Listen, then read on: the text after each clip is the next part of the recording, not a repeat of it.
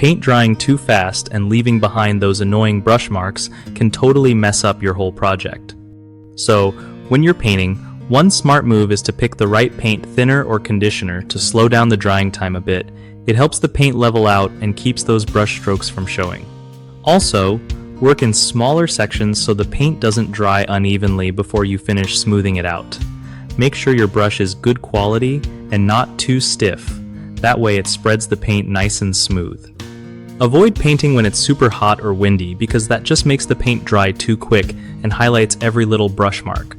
Thin your paint properly if it feels too thick. This makes it easier to apply evenly. Don't overload your brush either. Less paint on the brush means fewer chances for marks. Lastly, try using a wet-on-wet technique where you paint over still wet areas to blend everything seamlessly. One of the biggest problems with fast-drying paint is definitely those ugly brush marks showing up everywhere. To fix that, use a paint conditioner to slow drying and keep the paint smoother. Another issue is painting in bad weather, like super hot or windy days. It dries the paint too fast and causes streaks, so always check the weather before starting. Also, using cheap or old brushes can lead to uneven application and marks. Upgrading to better brushes and keeping them clean is a game changer.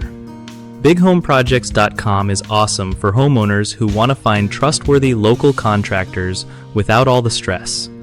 Plus, it helps contractors connect with people looking for their services, making it easier for everyone to get their home projects done right.